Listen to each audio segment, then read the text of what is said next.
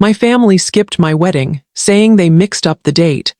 But that same evening, I spotted their photos in the front row at my brother's golf tournament. I stayed silent. A week later, Dad called asking for a favor. I shut him down mid-sentence. By dawn, Mom was blowing up my phone. I stood there in my wedding dress, looking out at a room full of people and trying to focus on the good. My friends were there. My husband's family had flown in from 3 different states. Even my old college roommate, who I hadn't seen since 2018, made it. The food was perfect. The music was better than we planned. Everyone looked happy, smiling, clapping, except the entire front row was empty. Not a single member of my family had shown up. Not my mom, not my dad, not Derek. People noticed. Of course they did. The whispers started during the ceremony. I heard my maid of honor tell someone that there must have been a delay, maybe a canceled flight or a health scare. Everyone wanted a reason, but I didn't say anything. I just smiled, said nothing, and married the man I love with a whole row of empty chairs staring back at me like a joke. The ceremony ended. We took photos. I gave a speech. Everyone laughed and cried and danced like it was the best night of my life.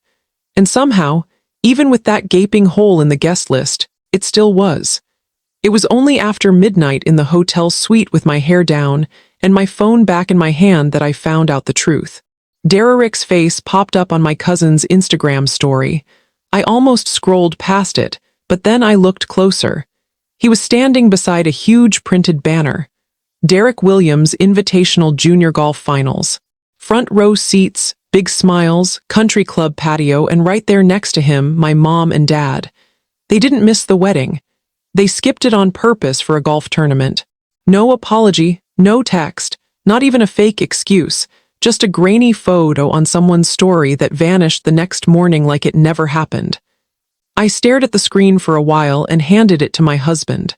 He looked at it, looked at me, and didn't say anything. I think he knew better. I just powered off my phone and went to bed. The thing is, this wasn't just a petty family snub. This was something building for years. The first fight came when I told them I didn't want to get married at the country club. That's where they got married. That's where Derek won all his little trophies. It was the family place. My mom said it was disrespectful. My dad said it was tradition. Derek rolled his eyes and called my venue some wine shack in the woods. It was a vineyard an hour outside the city. Beautiful, quiet, and completely paid for by me. They hated it. When I didn't change the venue, they stopped answering my messages. My mom backed out of dress shopping. My dad said he wouldn't walk me down the aisle if it's going to be in the dirt. Derek told me I was selfish and ruining everything because I wouldn't think about the family for once. So, I cut them out. I stopped sending updates. I uninvited them from the planning group chat. I thought maybe, just maybe, they'd come around at the last minute, but they didn't. They made their choice. And here's the part no one knows. During those 2 months of silence, I was still paying their bills. I paid the mortgage on their house, the electric, the phone plan, my dad's truck repairs, and Derek's insurance. They didn't say thank you. They didn't even speak to me. But the money kept leaving my account like nothing had changed until the wedding. After that, I was done. A week later, exactly 7 days after the ceremony, my dad called. I didn't pick up. He sent a text that said, "Hey, can we talk? I could use your help with something." Not a single word about the wedding, not even a joke. Like it didn't happen. I stared at that message for a long time. I almost replied, almost. The next morning, my mom started calling. At first, it was just once, then twice. By noon, she called 15 times and left 2 voicemails. I didn't listen to them, but I knew what was coming. They didn't miss me. They needed me, and they had the nerve to ask for something. By the second full day of missed calls, I finally caved and checked the voicemails. Not because I wanted to hear from them. I didn't, but because I was curious how far they were willing to go to pretend nothing had happened. The first one was from my mom.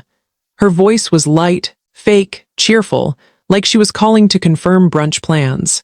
She said she hoped the wedding went well, like she was asking about a dinner party I'd thrown. Then came the line that stopped me cold. "I guess we just got the date mixed up. You know how chaotic things have been, right?" They mixed up the date. That's why I sent printed invitations, emailed reminders, and a digital RSVP with the exact time and coordinates. I even remember helping her add the date to her phone calendar. She said she wanted to be reminded a week before. That never changed. There was no mix-up. She just didn't come. Then her tone shifted subtly. She said she'd been meaning to reach out because something's come up with Derek's birthday. He was turning 23 and had been going through a tough year. They wanted to make it special. Something about a party at the country club, of course, and a new custom driver he'd had his eye on. Limited edition, expensive. I could hear her trying to sound casual as she said it cost around $1,400, but even a portion would help. I just sat there listening to my mom talk about party planning like my wedding hadn't happened the week before, like she hadn't made the decision with my father and Derek to skip the most important day of my life. No explanation, no remorse, nothing. Then came voicemail number 2 from Derek. I almost deleted it without listening, but curiosity won. He didn't apologize, he didn't even pretend. He said something like, "Look, I know you're probably mad or whatever, but the tournament was booked months ago. It's not like I could have skipped it. It's a big deal." Then he said he hoped I wasn't going to make things awkward by ignoring mom and dad. He wrapped it up with, "Anyway, if you can help with the driver, that'd be cool. If not, whatever. No hard feelings. No hard feelings." That's when I knew they actually believed what they were saying. They believed they had a right to ask me for something after what they did. I'd paid my parents' mortgage for almost a year, covered their electric, gas, Wi-Fi. I'd paid Derek's insurance, helped with his tuition when he flunked out and wanted to try community college instead. I'd even covered my dad's root canal last winter. Never once complained, and now they were reaching out for more. Not to fix anything, not to make it right, just to get what they wanted. I didn't respond, not that day, not the next, and definitely not after my mom sent another message late Friday night. "We're going ahead with the party anyway. I know money's tight for us, but it's important. Derek's been through a lot. We'd still love for you to come. And if you're willing, maybe just the driver. That alone would mean the world to him. Still nothing about the wedding, not one word." I stared at that text for 10 minutes before putting my phone down.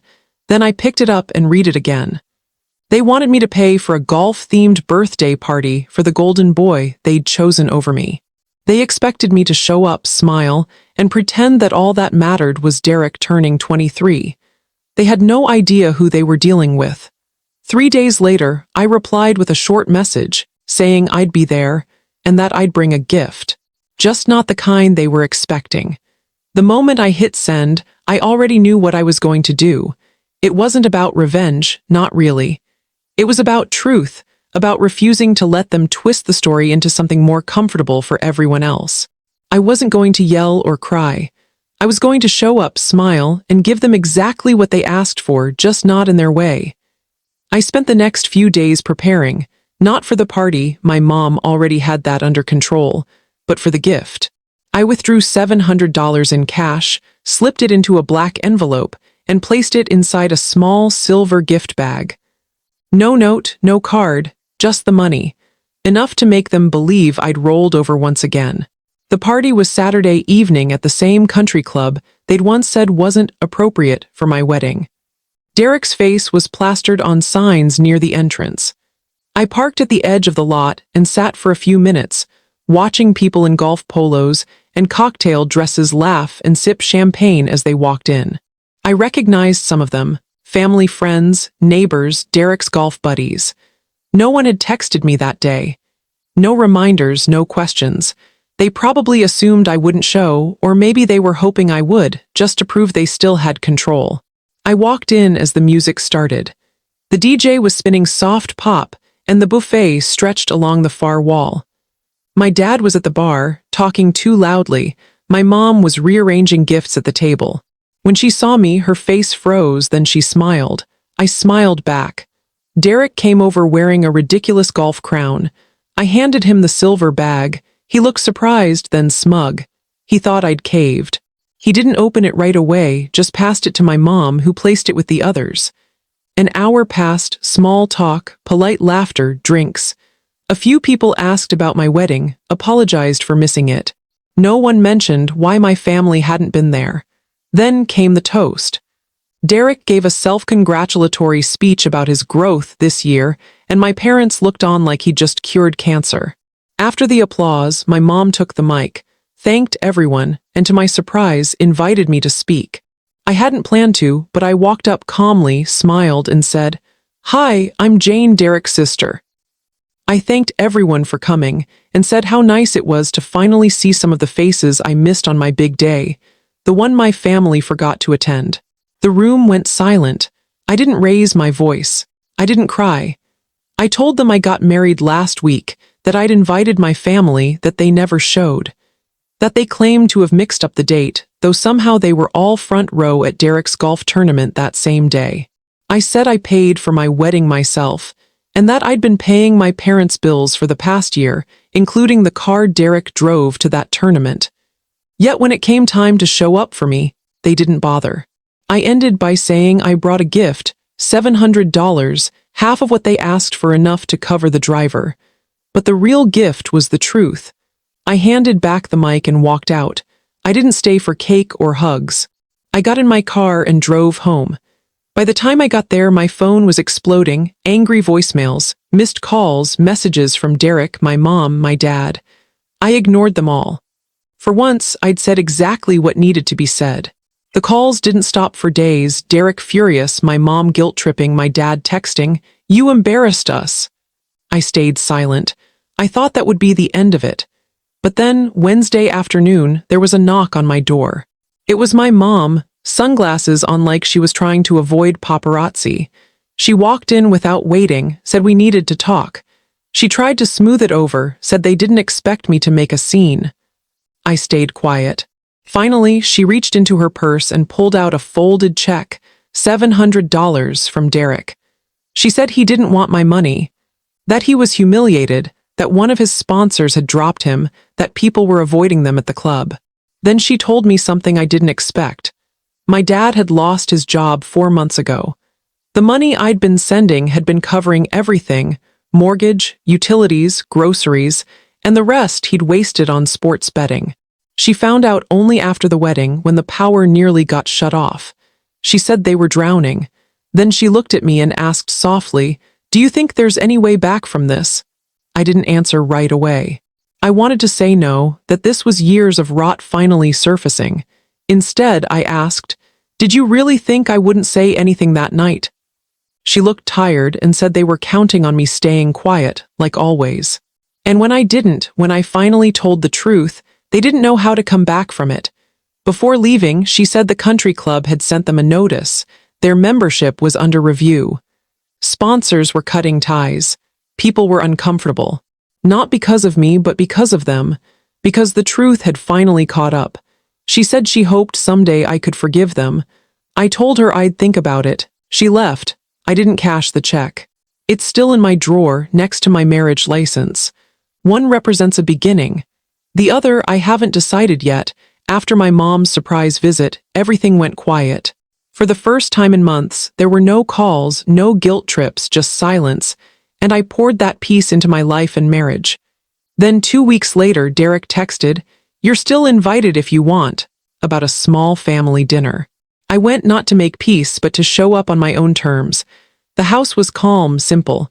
My dad said, "We were wrong, I'm sorry." For once, there were no excuses, no tension, just quiet understanding. They told me Derek had lost his sponsorship and was finally working, earning his own money. Before I left, I gave my dad a bottle of bourbon from the old days, and he asked me to come back for dinner. No favors, just family. I didn't go right away, but a week later they showed up at my door with groceries, ready to cook. It was awkward but real. We ate, talked honestly, and for the first time they listened. My dad said he'd stopped gambling and was getting help. Derek showed me his small savings, no more handouts. When they left, I told them they could come again next Friday. The next day, my mom sent a photo of my wedding picture framed on their shelf, just me and my husband. Derek texted that he'd added $75 more to his savings. I didn't reply. I didn't need to.